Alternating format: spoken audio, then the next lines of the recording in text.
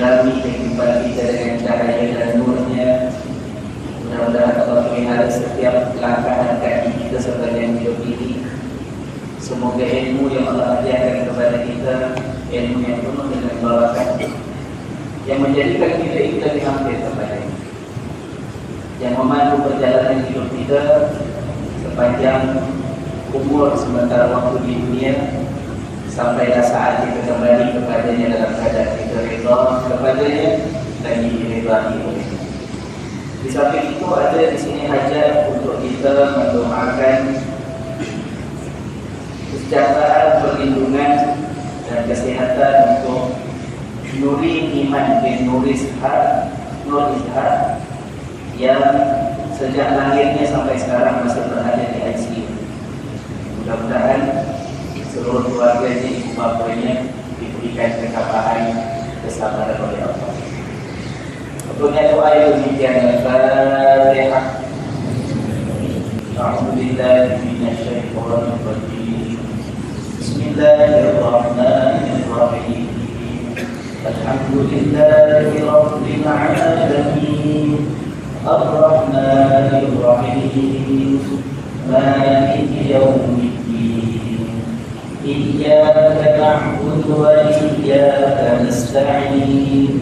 اهدنا الصراط المستقيم صراط الذين أنعمت عليهم غير المغضوب عليهم ولا الضالين.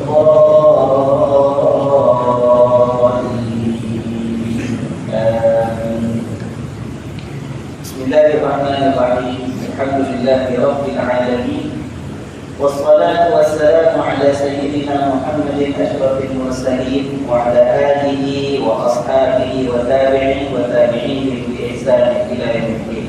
Alhamdulillah malam ini kita mendapat kesempatan untuk bertemu dalam kuliah mingguan kita dalam melihat dan memerhatikan ayat-ayat Allah yang mengandungi kisah tauladan sebagai panduan kepada kita semua. Minggu lepas kita baca surah Al-A'raf ayat berapa tuan-tuan? 12, 14, 15. 12, 14 ni. 15. Al-A'raf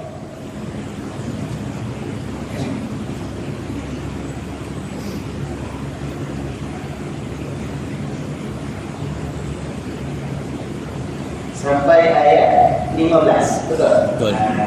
Kita dah baca ayat 11, 12, 13, 14 dan 15. Kisah tentang Iblis dan Adam alaihissalam. Minggu lepas kita dah lihat bagaimana angkuhnya Iblis bila diperintahkan oleh Allah untuk sujud dan hormat kepada Adam, sehinggalah Iblis dihalau keluar oleh Allah Subhanahu wa taala daripada tempat yang sedang dia berada pada waktu. Kita sebut ada beberapa pendapat. Ada mengatakan dihalau keluar daripada syurga, ada mengatakan dihalau turun daripada langit, ada mengatakan dihalau keluar daripada sebuah taman yang indah di atas bumi. Dan kita ambillah pendapat yang dipegang oleh majoriti ahli tafsir, yang Iblis itu dihalau keluar daripada syurga. Kemudian Iblis meminta kepada Allah, ya Allah, minta beri aku tempoh, tangguhkan aku hukumannya ke atas. Lalu Allah setuju. Allah kata, innaka minal munzirin. Kau wahai Iblis, aku berikan tempoh, aku tangguhkan. Ya. Baik, kemudian kita tahu, walaupun kita belum baca ayat ke-16, kita baca ayat 16? Belum ya? Tapi ayat 16 akan menceritakan betapa rupanya Iblis itu ingin menjadikan tempoh penangguhan yang didapat daripada Allah untuk menyesatkan Adam dan juga keturunannya yang merupakan bangsa manusia. Nah, itu berarti setakat itu kemarin, tapi saya kasih kerja rumah. Masih ingat lagi kan? Ada kumpul. Alhamdulillah pihak masjid pun dah faham. Siapkan ada mikrofon tambahan pada saya.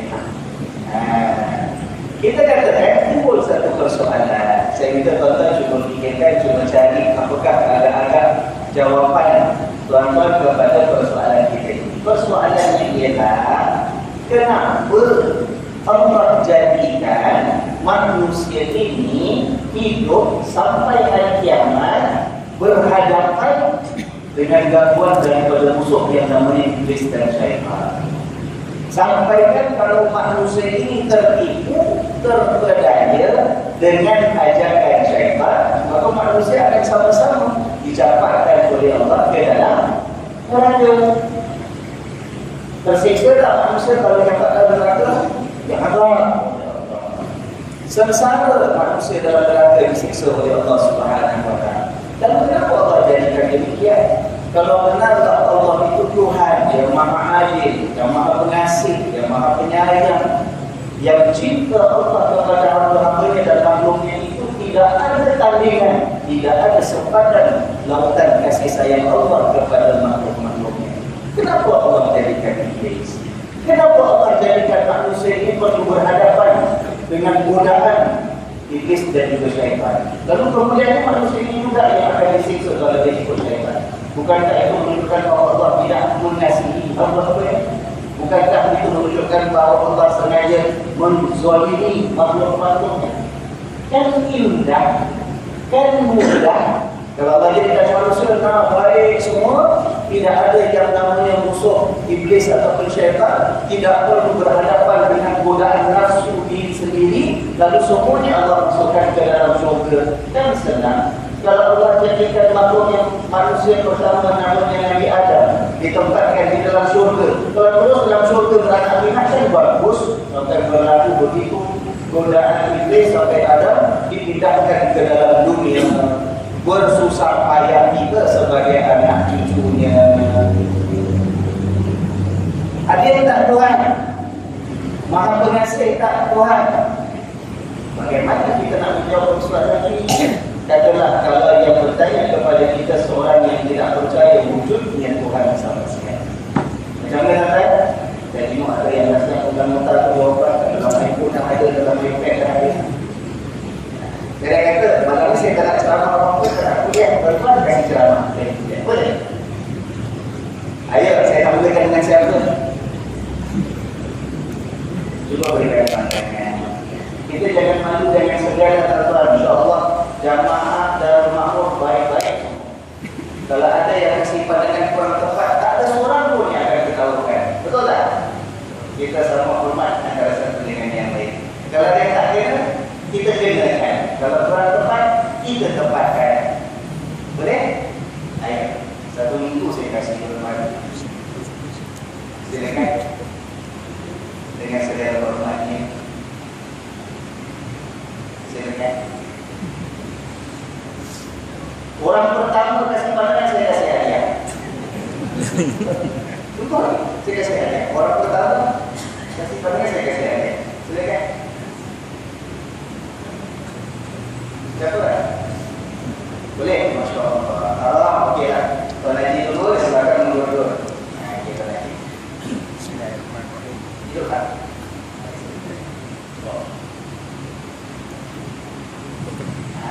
Dekatkan baru ni. Apa yang saya jawab ni Dekat ni. InsyaAllah jawapan saya akan benar. Namanya dulu siapa ni? Nama saya Yusuf Sulaiman. Haji Yusuf Sulaiman.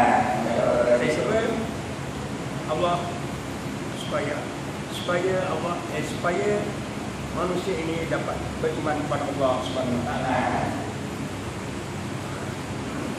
Supaya manusia ini beriman dengan Allah Subhanahu Wa Taala. Kerana itu Allah jadikan begitu. InsyaAllah. Supaya manusia beriman kepada Allah. Kerana manusia ini dicipta daripada Allah agar dapat beriman kepada Allah. Okey, itu sebabnya. Masya Allah, terima kasih kepada Yusuf Sulaiman. Tujuannya supaya manusia ini benar-benar beriman kepada Allah. Namanya dulu Tuhan. Siapa? Ruzaini. Biasanya dulu depan ya, kalau kata. Masa tak pakai sungguh kan kita Ruzaini. Cuba cakap. Apa? Itu didengarkan membuat pilihan antara baik dan jahat. Bahawa kalau yang jahat semuanya baik, Allah Ta'ala jadikan malaikat. Masya Allah. Sebab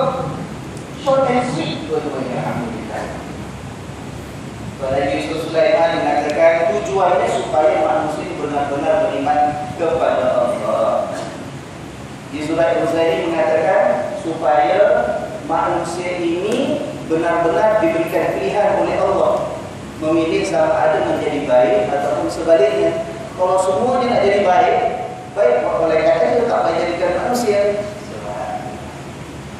Mari sama-sama kita hadiahkan kedua sahabat dan saudara kita ini dengan seperti doa. Bismillahirrahmanirrahim. Alhamdulillahirabbil alamin. Allahumma shalli wa sallim ala sayyidina Muhammad wa ala ali sayyidina Muhammad. Ya Allah, ya Tuhan kami, rahmatilah kehidupan kami semua, tetapkanlah iman kami, kurniakanlah kami keberkatan dan kebaikan yang sebanyak-banyaknya di dunia dan juga di akhirat nanti. Kami bermohon kepadamu ya Allah, curahkanlah juga keredaan, kerahmatan, kecintaan dan kasih sayangmu kepada kedua saudara kami, kepada Yusuf bin Sulaiman dan juga kepada Haji Huzaini. Mudah-mudahan ya Allah, curahkanlah juga maghfirah-Mu, ampunkanlah segala dosa dan kesalahan mereka berdua, tempatkanlah mereka di dalam syurga-Mu yang amat mulia, ya Arhamar Rahimin, dan tempatkanlah kami semua bersama-sama dengan hamba-hamba-Mu yang salihin untuk berdampingan bersama-sama dengan baginda Nabi Muhammad sallallahu alaihi wa alihi wasallam. Rabbana atina fid dunya hasanah wa fil akhirati hasanah wa qina adzabannar. Sallallahu ala sayyidina Muhammad wa ala alihi wa sahbihi wasallam. Alhamdulillahi rabbil alamin. Suka tak Tuan Yusuf? Suka ya? Dapat hadiah? Ini suka? Alhamdulillah. Terima kasih kepada semua untuk aminkan bersama-sama. Nah, siapa lagi nak tambah? Kita dapat dua lagi. Siapa ada pandangan yang hendak dikongsikan? Ayo, mari. Silakan. Namanya dulu. Nama saya Siwan. Siapa? Siwan. Siwan. Masya Allah. Dia tu lagi Siwan. Dapat dia haji? Dah, dapat haji sini. Sebelum Allah Ta'ala menjadikan manusia, Ya. Allah Ta'ala menjadikan malaikat dan juga syaitan. Ya. Waktu itu Allah Ta'ala telah memberitahu kepada malaikat bahawa Allah Ta'ala akan mencipta manusia, yang mana Allah Ta'ala manusia itu akan menjadi khalifah di dunia. Saya.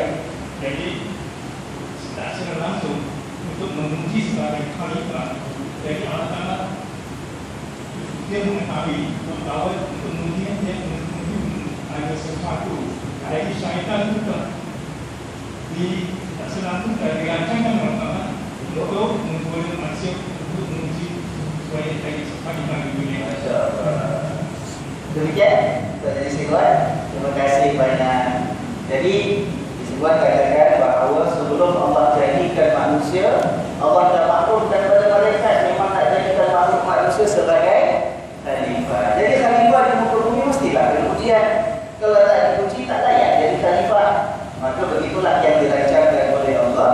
Iblis dan juga syaitan menjadi ujian ke atas manusia untuk menguji benar-benar siapa manusia ini yang layak mendapat pangkat sebagai khalifah Allah di atas muka bumi. Terima kasih kepada Siwan.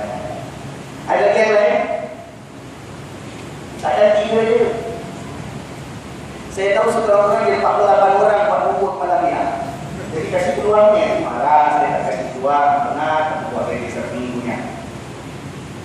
Ada kan? Pendapat? Silakan. Pak Haji Hussein. Kasih pandangan Pak Haji Hussein. Ingat tak buku kita? Soalan kita. Silakan. Ayo, silakan Pak Haji Hussein. Soalan kita lupa. Okey, Pak Haji Hussein. Ya? Pasal apa? Kenapa dijadikan iblis? Sampai manusia kalau berikut iblis kan kita kata minggu lepas manusia kena campak dalam neraka. Orang tak pengasih penyayang.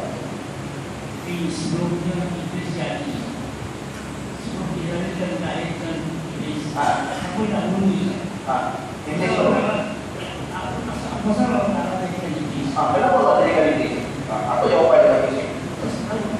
Maka banyak saya tak tahu. Allah jadikan iblis sebab Apa sebabnya? Dan dia tanya kita pula. Kita nampak perbezaan cantik. Dia belum ada jawapan, dia tanya dulu. Terima kasih Pak Yusrin. Alhamdulillah. Ada lagi? Yang belakang pun tak tahu siapa nak kasih pandangan. Ada tak? Jangan malu, jangan sedih. Jemaah wanita beritahu dan mereka tak dengar apa yang jemaah kaum ibu kurang dengar ke? Dengar? Kurang dengar? Tak dengar Ustaz? Bagus? Belakang? Boleh? Okay. Ada beritahu bahawa ada orang kat belakang kata tak dengar sangat. Boleh dengar ya? Alhamdulillah. Kaum ibu kalau nak beri pandangan, ayo persilakan. Tapi saya tak tahu macam mana nak pas mikrofon ke atas. Ada pandangan yang lain? Masya Allah. Macam itulah. Itu namanya kita dah mesra. Baik. Namanya dulu Rohaizan. Rohaizan. Rohaizan.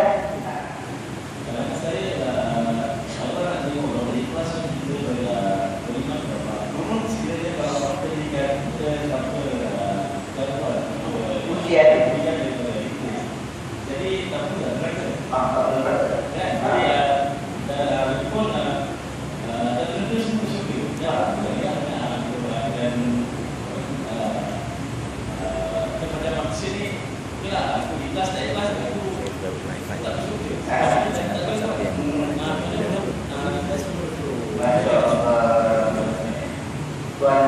Tuan Haji Waizat, belum jadi doa ni. Amin. Waizat kata, sebab di situlah terletaknya bagaimana manusia ini boleh membuktikan keikhlasan dia dalam beriman kepada Allah. Barulah dapat dinyatakan, dibuktikan siapa yang layak selamat daripada neraka dan siapa yang akan dimasukkan oleh Allah ke dalam neraka. Tanpa ujian demikian, tak dapat membuktikan keikhlasan seseorang dalam beriman kepada Allah. Subhanallah. 1, 2, 3, 4, 5 dah. Cukup untuk minggu ni. Jadi saya kasih umum minggu depan lagi 5 orang. Boleh? Ada nak beri pandangan sebelum kita mulakan dan teruskan bicara? Ya. Tuan Yusuf dah dapat jawapan. Saya kata Yusuf, jangan marah ya. Saya punya anak 6 bulan. Ya, 6 orang anak Yusuf. Anak saya kerja ada us. Alhamdulillah. Apabila anak saya Dapat 7. hal yang Apa pula dengan 7? boleh tak dia mengatakan apa yang saya dapat semua yang dapat. Jadi Haji. Itu saya naik Facebook. Itu main Facebook Saya ni. ini saja ngomong Facebook saja. Atau tak? Atau tak? Aku tinggal 2 bulan tahu bagaimana pula. Jadi Kalau itu dia tu. Nah, itu dengan bersama. Itu berapa pandangan saya. okey. Itu pandangan Yusuf. Faham tak? Allah.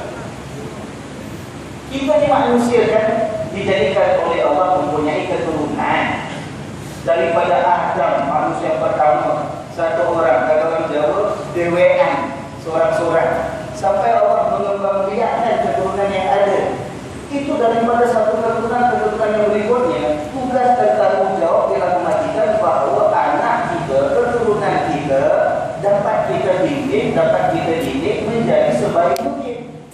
Dan kita inginkan yang dikehendaki oleh Allah dan Rasulnya. Maka dengan itu kita lihat betapa dengan ujian dan gangguan ini menyebabkan dalam kehidupan kita, kita kadang-kadang boleh membentuk anak sendiri, tapi sampai kepada generasi berikutnya saja kita pun pening kepada. Kadang-kadang kita berpelik macam mana anak kita bimbang. Dia mampu ke tidak meneruskan apa yang pernah kita lakukan kepada dia dulu pada anak-anak dia pula. Dan disitulah letak ujian menunjukkan manusia ini perlu ada ujian. Itu ujian dalam bentuk anak-anak, membentuk cucu dan keturunan. Maka begitulah ujian-ujian yang lain, termasuk ujian berhadapan dengan hasutan iblis dan syaitan. Faham tak? Dari seni nak kaitkan benda yang jauh jadi dekat sebenarnya. Tuan-tuan, kita ini ya, bila berhadapan dengan pertanyaan dan persoalan yang seperti ini,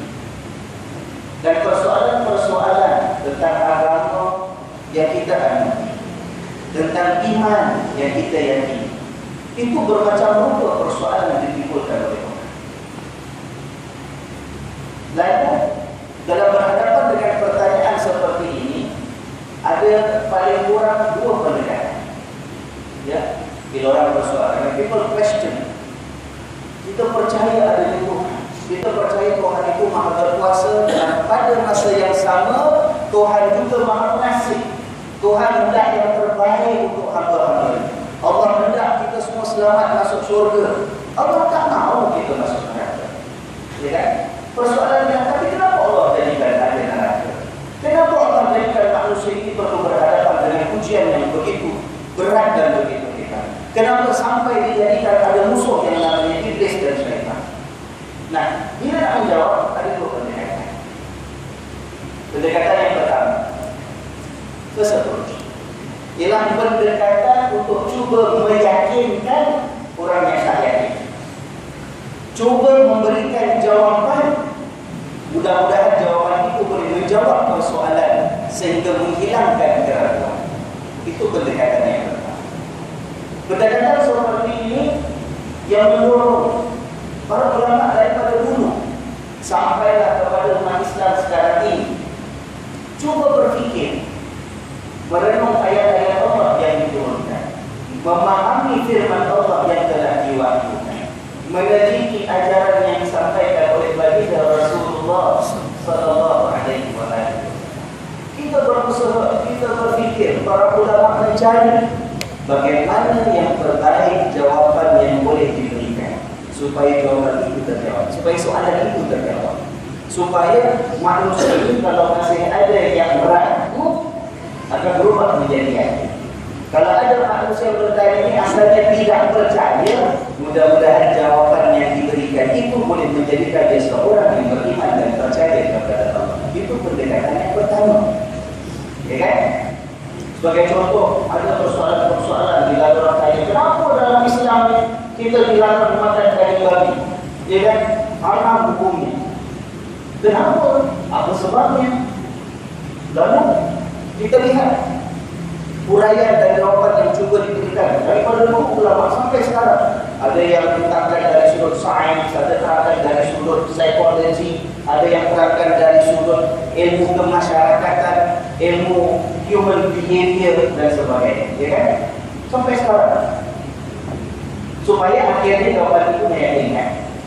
Supaya yang ragu akan bilang keraguan. Ya kan? Begitu dengan persoalan ini. Kita cari jawapan, kita cuba berikan jawapan untuk menerangkan kenapa Allah itu Maha Pengasih. Allah hendak manusia masuk syurga, tapi Allah jadikan ada neraka, jadikan ada musuh namanya iblis dan syaitan. Banyak ulama berikan pandangan. Sampai sekarang masih ada lagi yang cuba memikirkan apakah jawapan. Ada mengatakan bahawa kerana Allah itu Maha Penyayang dan Allah berikan ujian bagi hamba-Nya. Bila berjaya menghadapi ujian, Allah akan balas jauh lebih hebat dan istimewa balasannya daripada apa yang dilakukan oleh hamba untuk mentaati Tuhan. Ya kan? Kita akan ujian yang berhadapan dengan iblis. Sepanjang hidup kita, masing-masing kita hidup, ada yang 60 tahun, ada 70 tahun, ada 80 tahun, ada yang 90 tahun, 100 tahun, ada yang masih bernyambung lagi. Ya kan? Kurang 70 tahun, 80 tahun. Kita taat kepada Allah 80 tahun, kita bersusah payah berhadapan dengan ujian musuh namanya iblis dan syaitan. Tapi kita lihat kasih sayang Allah. Allah hendak kita ini berjaya, kerana bila kita berjaya Allah berikan balasan yang jauh lebih hebat daripada 80 tahun kita taat kepada Allah. Balasan syurga yang tak terbayang oleh pikiran kita, yang tak pernah dengar oleh telinga kita ceritanya, yang tak pernah kita nampak nikmatnya dengan mata kita. Lalu Ustaz, ada juga yang masuk neraka sebab dia tidak taat. Ya, ada yang masuk neraka, tapi berapa ramai yang masuk neraka diazab oleh Allah supaya dia ada Allah, tapi lepas Allah pindahkan dia ke dalam syurga. Ada kan manusia yang ada iman tapi penuh dengan kejahatan hidupnya masuk neraka, tapi akhirnya dipindahkan ke dalam syurga. Nikmat dalam syurga dia akan rasakan selepas itu jauh lebih hebat daripada satu tembok yang dia berada dalam neraka Allah. dapat nikmat dalam syurga, segala azab yang pernah dirasakan dalam neraka dia akan terlupa sama sekali. Allah Maha Pengasih, Maha Penyayang. Kita nak uraikan macam-macam cara untuk kita berikan pandai. Itu pendekatan pertama. Tapi saya lebih cenderung dengan pendekatan yang kedua. Pendekatan yang kedua bukan pendekatan untuk cuba meyakinkan supaya orang yang ragu akan hilang keraguan. Sebab kalau kita hanya kumpulkan perhatian kepada pendekatan yang seperti itu, cara yang seperti itu, kita ini akan memaksakan diri kita untuk memikirkan sesuatu atau sebagian perkara yang Allah simpan sebagai rahsia. Allah melakukan sesuatu perkara itu hak Allah. Allah mengatur apa sahaja dalam kehidupan manusia itu kuasa Allah. Allah mengatur sesuatu perkara dalam bentuk dan rupa yang tertentu itu berdasarkan hikmah, ilmu dan kebijaksanaan Allah. Ada yang Allah terangkan kepada kita. Kenapa? Sebabnya, the reason and the why. Tapi tidak semua yang Allah atur, tidak semua yang ditetapkan oleh Allah, Allah terangkan kenapa. Ada sebahagian yang menjadi rahsia Allah. Lalu kita ini kalau memaksakan diri sehingga akhirnya kita kata, oh Tuhan buat ini dengan sebab ini-inilah. Persoalannya akan balik kepada kita ialah betapa pasti dan yakin kita bahawa itulah sebenarnya tujuan Allah Subhanahu wa taala.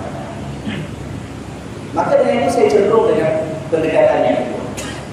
Pendekatan yang kedua ialah pendekatan untuk berkongsi, kita share pengalaman keimanan kita. Yang mana terpulang akhirnya dia nak yakin tak yakin itu antara dia dengan pilihan atau hidayah daripada Allah. Bukan tujuan untuk kita meyakinkan semua persoalan boleh kita jawab. Pendekatan kedua ialah kita kongsikan, saya beriman kenapa? Saya yakin Allah itu wujud sebagai Tuhan yang sebenar-benarnya, kenapa? Dan akhirnya kerana saya yakin ada Allah, saya yakin dialah Tuhan, saya yakin saya ini adalah makhluk dan hamba dia, maka tidak semua perbuatan dan ketentuan Allah saya rasa saya mampu berikan penjelasan kenapa sebab. Sebagai orang yang beriman, saya terima. Sebagai orang yang beriman, dan ini pengalaman saya yang saya kongsikan kepada orang yang bertanya. Ya, contoh saya akan mengatakan, ini saya kata saya cenderungkan. Bukan saya kata bahawa pendekatan kedua itu betul, yang pertama salah tak. The first approach, pendekatan pertama itu tetap berguna dan bermanfaat. Kalau boleh kita fikir, kita fikir. Kalau boleh kita tawarkan kemungkinan jawapan dan penjelasan, kita kemukakan sebagai kemungkinan penjelasan dan keterangan kita. Tapi jangan dengan penuh keyakinan dan kepastian kita kata inilah sebabnya Allah menjadikan anak iblis dan neraka. Sebab kita tak tahu itu ketentuan Allah. Akal kita ini tak sampai nak memikirkan tentang segala rahsia dan tujuan Allah Subhanahu wa taala. Jangan katakan tentang neraka. Jangan katakan tentang akhirat yang belum tiba masanya. Jangan cakap tentang iblis dan syaitan yang kita tak nampak dengan mata yang kita tak dengar suara. Kita cakap dengan benda yang pilih kita yang tak ada masanya kita nampak pun Allah kata ilmu yang Allah simpan di khazanah pengetahuan yang Allah tak beritahu kepada kita. Dalam Al-Quran ada kan beberapa perkara yang Allah simpan ilmu. Di mana kita akan mati? Di mana tempat kita akan didatangi ajal maut kita? Itu ilmu Allah tak ada yang tahu, kita tak tahu. Padahal tiap-tiap hari kita nampak ada orang mati, kita dengar kisah ada orang meninggal dan sebagainya. Antara ilmu Allah ialah kita tak tahu apa yang ada dalam rahim kandungan sendiri. Bukan yang dalam itu sama ada lelaki ataupun anak perempuan. Itu senang kita sekian, kita dapat tahu nampak ada punya alat jantinanya, ya kan? Dia sihat ke, dia ada kecacatan itu sekian dapat tahu. Kadang-kadang anak masih dalam kandungan ibunya, doktor dah kasih tahu ini tanda jantung dia berubah, lahir cacat. Kan ada. Tapi Allah kata kita tak tahu sebenarnya yang dalam kandungan rahim ibu nanti lahir hidup sebagai manusia bagaimana keadaannya. Walaupun dilahirkan daripada sepasang ibu bapa yang soleh dan alim macam mana pun, kita tak tahu sama ada pasti anak yang besok besar dewasa menjadi orang yang soleh dan alim. Tak pasti. Walaupun lahir daripada keluarga yang kaya raya, wafat punya harta sebanyak-banyaknya, belum tahu tuan bahawa besok lusa selepas dilahirkan membesar hidup seterusnya terus akan kaya ataupun akan berubah nasibnya menjadi bangsa kedai. Itu ilmu Allah. Dan Allah simpan rahsianya dalam perbendaharaan pengetahuan. Maka saya akan mengatakan, pertama saya nak kata beginilah, bila kita berhadapan dengan orang yang bertanya dan rumah, saya kata, saya ini yakin cukup bahawa Allah itu wujud. Saya yakin benar bahawa Allah Subhanahu wa Ta'ala yang menjadikan saya dan menjadikan anak. Saya yakin benar bahawa Allah yang ada ini telah menurunkan ayat dalam kitab yang diwahyukan kepada Nabi yang diutuskan oleh. Saya yakin dengan apa yang ada dalam Al-Quran. Kenapa? Sebab banyak bukti. Dan kita kongsikan. Apa alasan kita yakin dengan kekuasaan Allah, kewujudan Allah dan juga kitab Al-Quran yang kita pegang? Antaranya yang kita pernah bincang kembali minggu lepas ataupun 2 minggu lepas kalau tak salah. Kan kisah itu dalam surah Al-An'am kemarin, ayat yang Allah mengatakan seorang yang Allah lapangkan, yang Allah hendak dia dapat hidayah, Allah lapangkan dadanya. Ingat tak? Tapi bagi orang yang Allah tidak berikan hidayah kepadanya, Allah akan jadikan dadanya dhayyiqan harajan, sempit sesak dadanya, seolah-olah ka'annama yas'adu fis sama', seolah-olah dia naik ke langit. Kita dah katakan kemarin kan, betapa ayat ini merupakan salah satu contoh yang menjadikan saya ini benar-benar beriman tentang kebenaran. 1400 tahun dulu manusia belum sampai ke tahap tempat yang begitu tinggi, yang mana tekanan udara yang begitu kuat dan oksigen yang terlalu tipis sampaikan dia naik tempat tinggi, hatinya, dadanya sesak, bernafas pun susah, sakit bagaikan ditekan. Lama kemudian lepas itu manusia dia mencipta teknologi. Manusia boleh naik gunung yang tinggi, yang mana ke atas itu boleh apa kita kata perlu kadang-kadang terlalu bantuan oksigen, naik melepasi awan dengan kapal terbang dan sebagainya. Wah, rupanya betul seperti mana yang ada dalam Al-Quran, yang tak mungkin 1400 tahun dulu ada orang yang telah mengetahui bahawa naik tinggi, yas'adu fis sama', naik ke langit, dada kita jadi sesak, sempit, tidak boleh bernafas. Begitu dengan ayat-ayat yang lain. Contoh, ada ayat mengatakan manusia yang berada dalam kesesatan dan kegelapan adalah umpama orang yang berada di dalam lautan yang dalam. Atasnya ada gelombang, di atasnya lagi ada gelombang.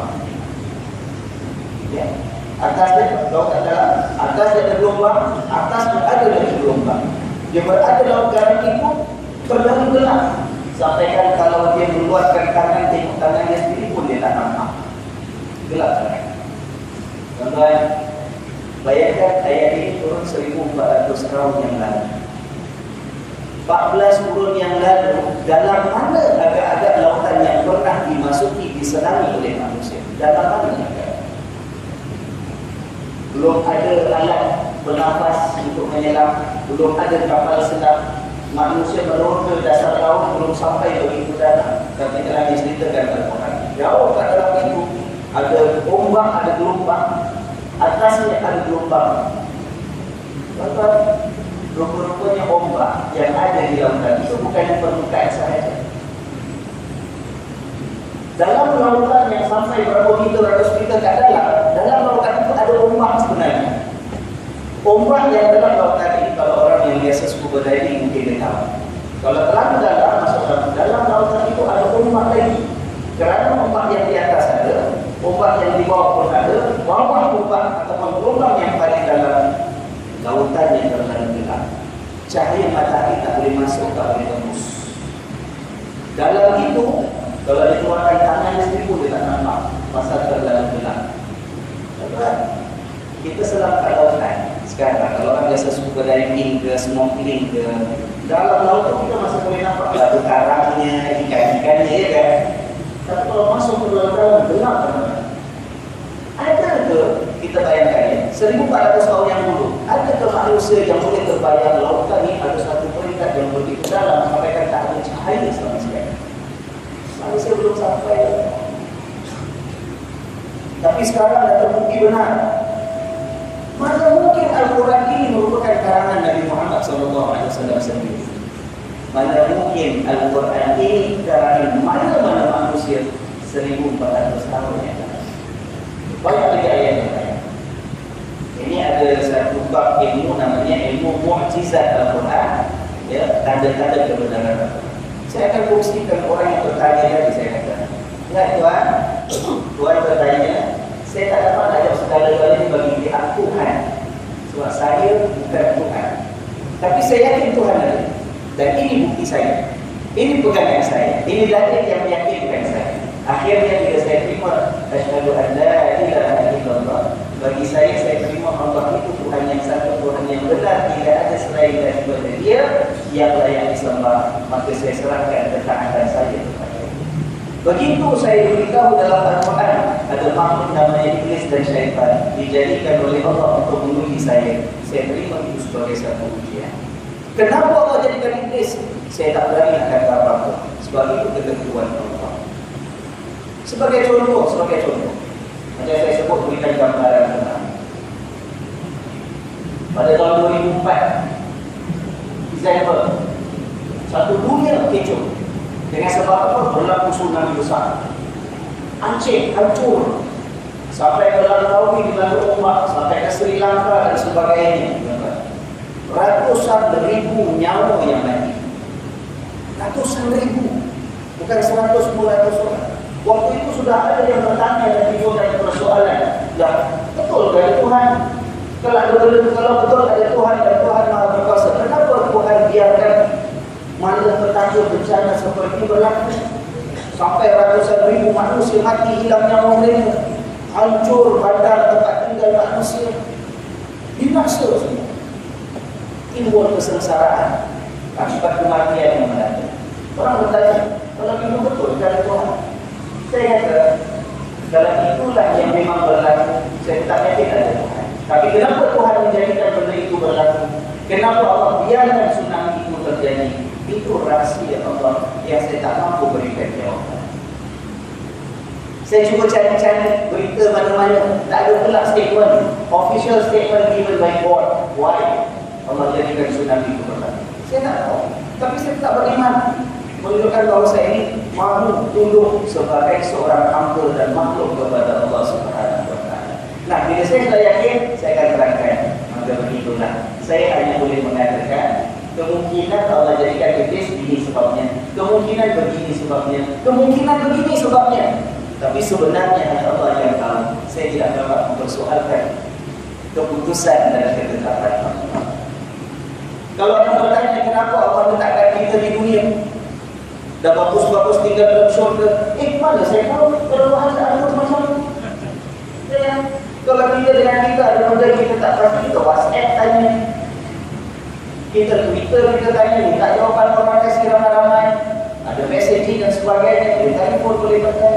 Tapi kalau Allah dah tentukan kita ini dipindahkan daripada syurga untuk hidup di dunia sampai hari kiamat berlaku nanti, kita sudah tiba. Saya kata sami'na wa ata'na. Ini ketentuan Allah. Allah atur demikian, saya yakin, saya percaya. Sebab bukti menunjukkan Allah tadi itu meyakinkan. Contohnya, ada orang kata, ini agama ni semua ni merusakkan kita. Okay? Agama ni semua tak dapat kita buktikan. Tuhan pun kita tak nampak, tak lihat, tak wujud. Ada orang mengatakan bahawa sekarang dengan kemajuan sains, manusia lebih dapat memahami alam, dapat buat eksperimen, research untuk membuktikan sesuatu itu wujud seperti mana kita sangkakan. Dia kata dengan adanya sains, Tuhan itu hilang dan tidak wujud lagi. Sebab sains tidak dapat membuktikan adanya Allah dan Tuhan. Saya katakan, apakah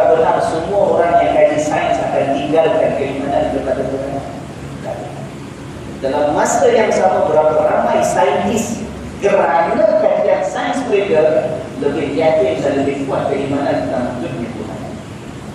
Antaranya kalau tuan-tuan perhatikan, pernah dengar saintis muslimah kita di Singapura bila buat interview di TV bulan depan kalau tak salah, Profesor Jackie Ying, Director of apa ni Bioscience atau Institute dalam interview dia mengatakan, dia kata makin dia kaji, makin dia buat eksperimen, research dan sebagainya sebagai seorang saintis, makin dia yakin adanya Tuhan. Sebab dunia alam yang ada terlalu teratur, terlalu mengagumkan sistem yang ada, sampai kan tak mungkin sebagai seorang saintis nak mengatakan bahawa tak ada yang atur dan tidak ada yang jadikan dalam. Tak mungkin dengan segala sistem teratur yang begitu rupa tadi kata-kata seorang saintis unggul. Dan bukan dia seorang yang dapat keimanan atau tumbuh keimanan dengan sains yang ada. Dia katakan tak mungkin alam yang ada ini boleh jadi dengan sendiri. Ada DNA structure, manusia ke haiwan ke tumbuh-tumbuhan ke, the DNA structure itself is so amazing, so structured and systematic.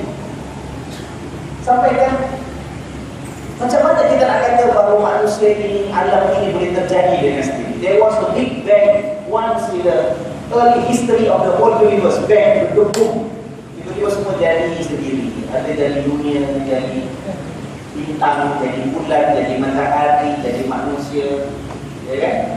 Ada yang jadikan dah kata dia. Sains tunjukkan tak ada Tuhan.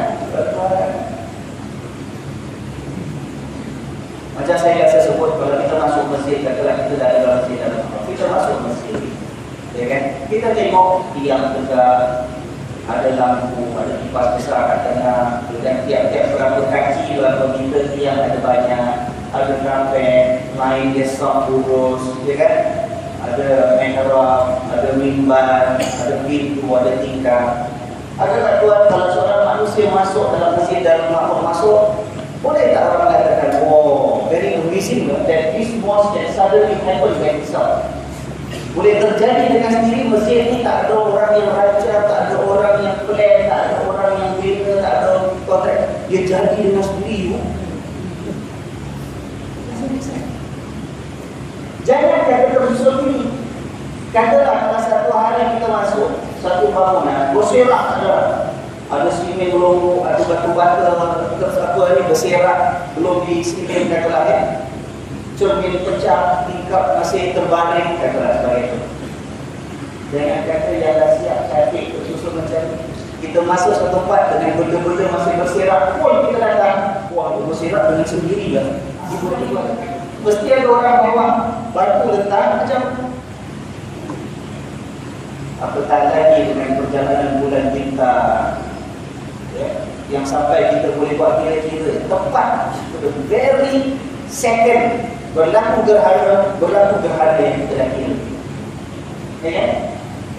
Bukan akan berlaku gerhana pukul 8 malam, pukul ni lambat sikit lah, 10.30 boleh jadi. Exactly to the very second, saat dia seperti mana yang kita kira. Macam mana mampu kita kira? Tepat sekali. Sebab begitu perjalanan bintang, bulan, matahari, bumi yang ada begitu teratur.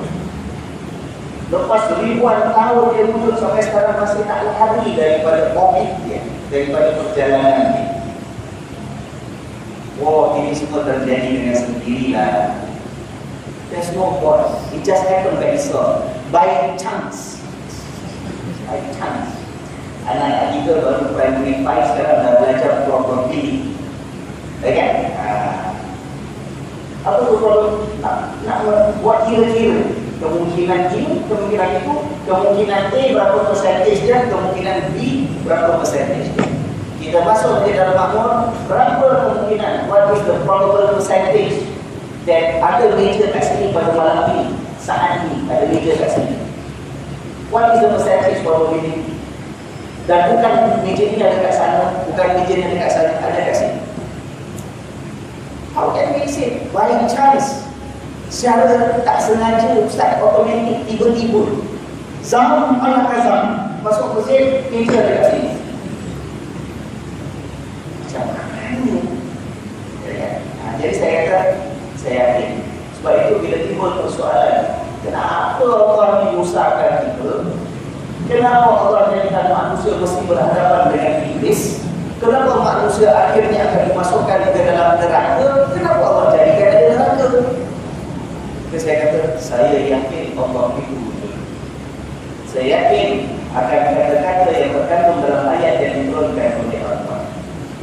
Dan saya terima seadanya begitu yang diatur oleh Allah, baru saya perlu diuji. Saya rela dengan ujian. Saya akan berusaha supaya untuk berhadapan dengan ujian tersebut, supaya saya berjaya mudah-mudahan bila kembali kepada Allah. It is not my affair to question why must I exist? Why must I live in this world and in this earth?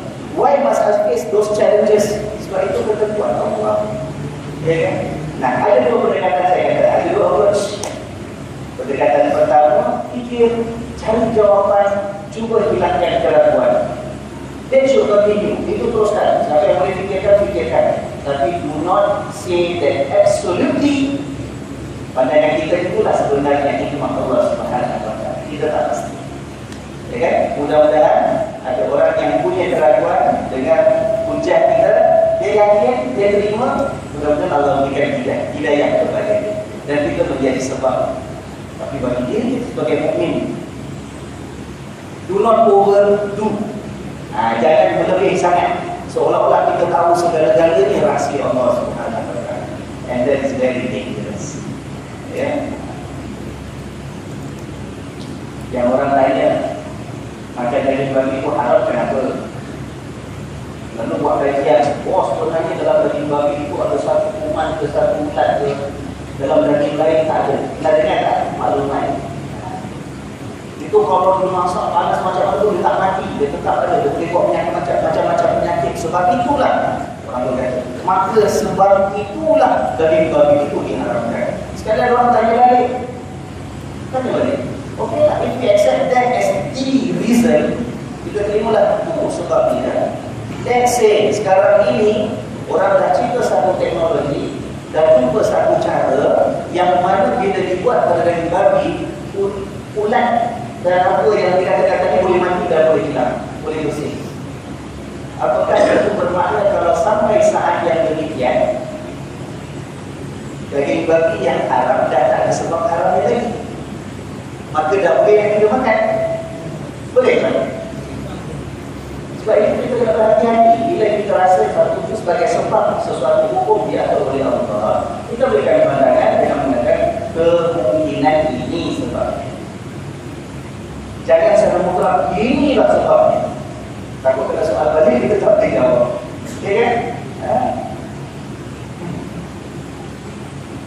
Katalah sebagai contoh. Kita pernah sebut kemarin dalam bab pernikahan. Kenapa Islam susah payah aturkan pernikahan ini mesti ada dia punya rukun-rukun dia, ada dia punya syarat-syarat dia, supaya pernikahan ini menghalalkan sepasang suami isteri itu untuk bersatu dalam keadaan diterima oleh Allah. Kenapa perlu rukun-rukun itu semua? Maka kita pun terangkan sebabnya begini, begitu, begini. Tuan-tuan, jangan hati-hati. Kita berikan itu sebagai pandangan kemungkinan. Sebab kalau kita terlalu pasti orang katakan, okeylah pada sekarang ini benda-benda yang awak sebut tujuannya demikian, kita boleh capai juga, tapi tanpa perlu pernikahan. Boleh tak? Kita kata kita ni pernikahan perlu ada rukun. Antara rukunnya ialah mesti ada wali. Kemudian mesti ada ijab kabul. Aku nikahkan kau, aku terima nikahnya, ya kan? Perlu ada mas kahwin. Perlu ada saksi orang. Kau tanya, apa perlu saksi Ustaz? Kenapa perlu saksi? Kita boleh kata ni kan, kita kata kemungkinan yang saya tahu hikmah dia adalah supaya perkahwinan ini tidak dipersoalkan kemudian hari, supaya tidak ada orang bodoh awak bersinar dan jadi anak lagi anak itu benar. Dia ada saksi, saksi itu orang yang soleh, orang yang adil, supaya meredakan dan menghilangkan keraguan. Jangan sampai timbul percakapan yang bukan tentang perkahwinan kamu ini, ya kan? Itu kita kata kemungkinan sebabnya. Kalau kita kata itulah sebenarnya sebabnya, kita orang kata, okey lah sekarang, dunia sekarang kita tak pakai saksi lagi dah Ustaz. Dua saksi pun tak payah. Kita pakai video camera. Kita buat tak boleh hotel, bapak saya ada, saya dengan bakal suami. Saya jalankan, bapak sambil nikahkan saya, sambil nikahkan saya kepada suami saya mencoba. Tak ada wali-wali, tak ada saksi-saksi. Saya gambar, ya kan? Dia gambar itu bukti.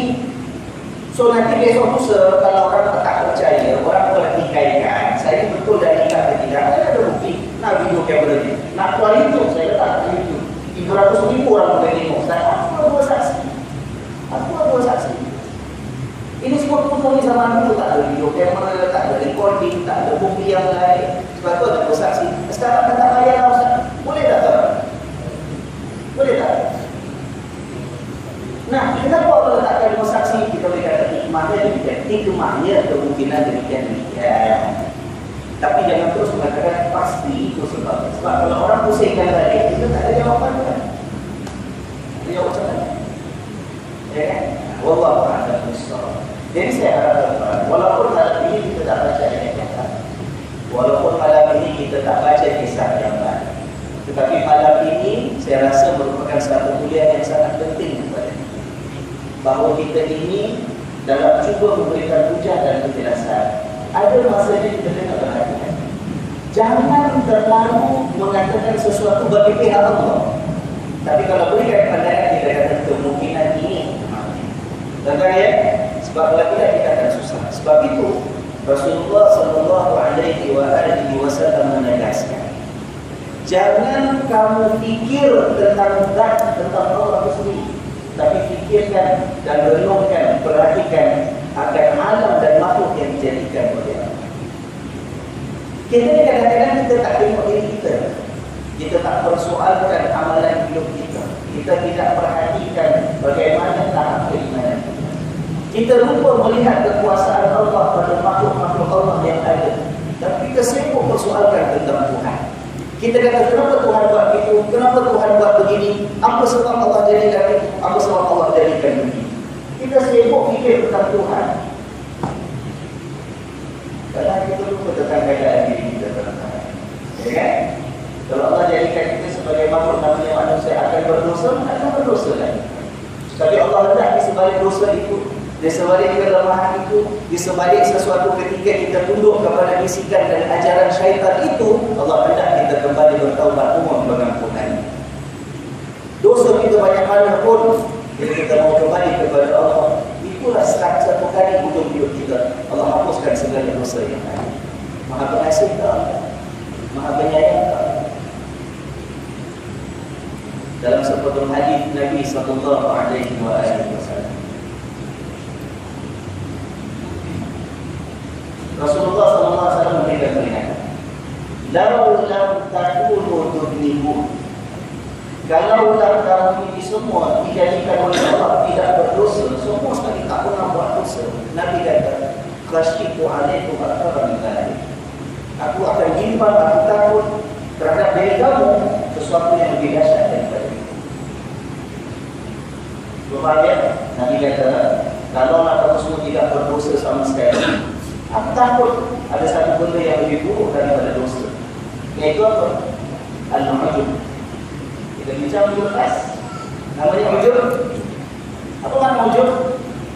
Kita rasa kita bagus, kita rasa kita bersih, kita rasa kita mulia, kita rasa kita tinggi, kita rasa darjat kita Masya Allah. Nabi kata kalau kamu semua langsung tak buat dosa, itulah saat yang takut. Sebab waktu itu akan datang ujub. Kamu rasa kamu semua dah tinggi, kamu tidak bersih, dan garanti masuk syurga. Itu kalau timbul dalam diri kita, habis kita habis. Yang membezakan seorang yang beriman daripada seorang yang munafik ialah bagi orang yang beriman, buat satu dosa kecil dia merasakan seolah-olah ada gunung besar menunggu saat menimpa diri. Sedangkan seorang munafik, kata Nabi SAW, melakukan dosa yang besar, dirasakan hanyalah bagaikan seekor lalat yang hinggap di hidungnya sahaja. Itu orang munafik. Itu ujung. Dia rasa dia dah mulia. Buat dosa besar macam ada. Tepat. Tak ada apa lah nanti buat dosa ni. Yes. Ya kan?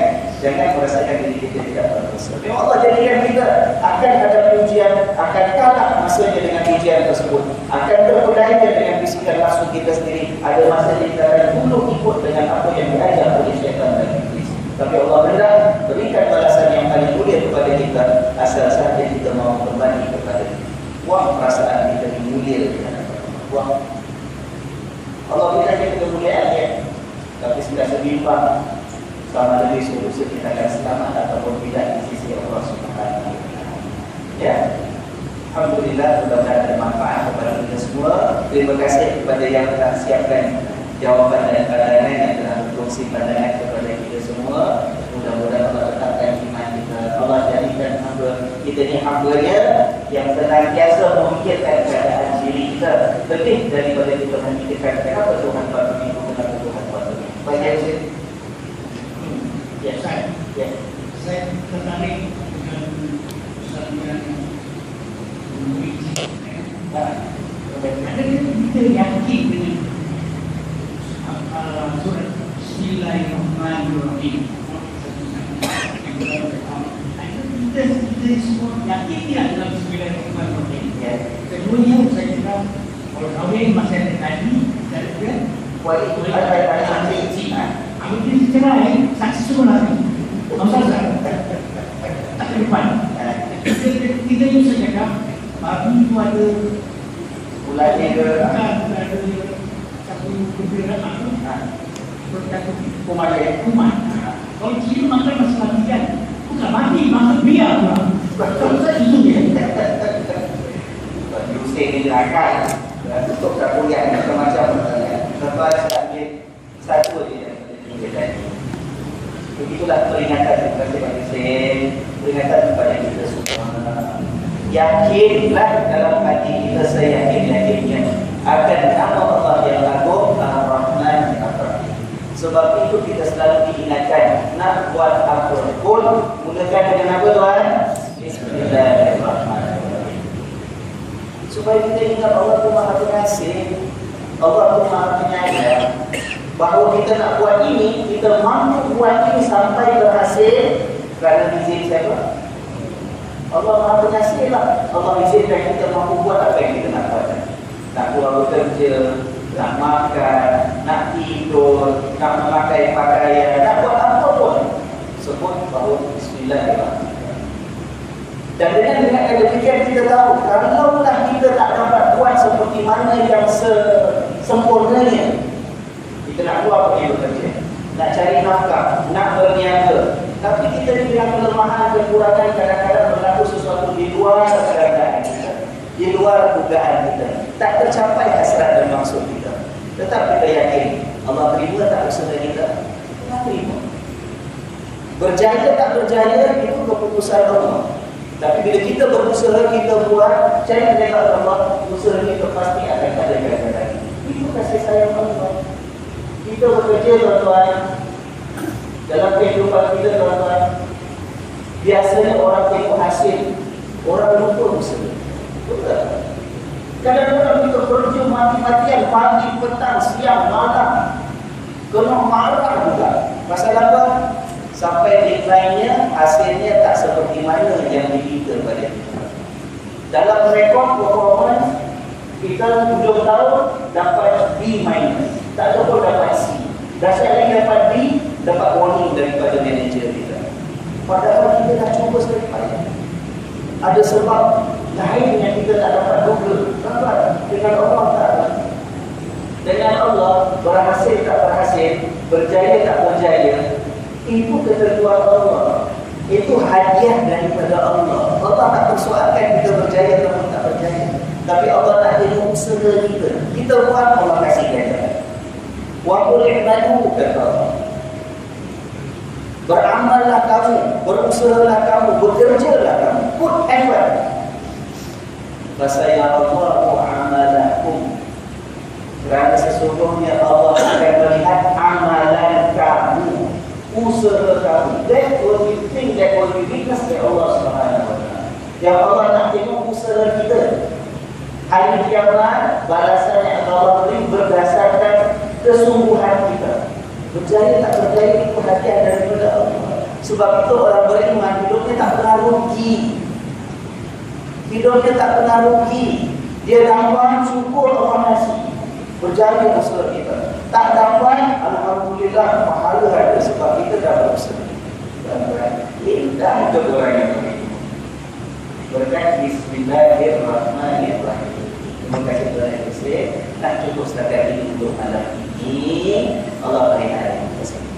Hiduplah sebagai mukmin yang hatinya indah, yang kehidupannya indah. Yang mana sepanjang hidup dia memberikan keindahan kepada orang lain. Sebab itulah yang akan menaikkan harga diri kita di sisi Allah.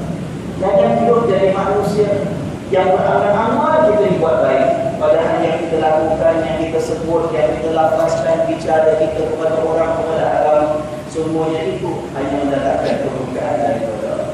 Akhirnya hidup kita tidak indah, hati kita tak gelisah, kita tak rasakan ketenangan, kita menyakitkan hati orang, kita mengganggu ketentraman orang. Mudah-mudahan Allah ampunkan segala dosa dan kesalahan serta kesalahan. Ya, insyaAllah kita jumpa minggu depan dalam keadaan kita semua dipelihara oleh Allah. Subhanallahumma wa bihamdika asyhadu an la ilaha illa anta astaghfiruka wa atubu ilaik. Subhanallahumma wa bihamdika asyhadu an la ilaha illa anta astaghfiruka wa atubu ilaik. Subhanallahumma wa bihamdika asyhadu an la ilaha illa anta astaghfiruka wa atubu ilaik. A'udzu billahi minasy syaithanir rajim. Bismillahirrahmanirrahim. Wal 'asri innal insana lafi khusr illa alladziina aamanu wa 'amilus shalihaat wa tawassaw bil haqqi wa tawassaw bis sabr. Assalamualaikum warahmatullahi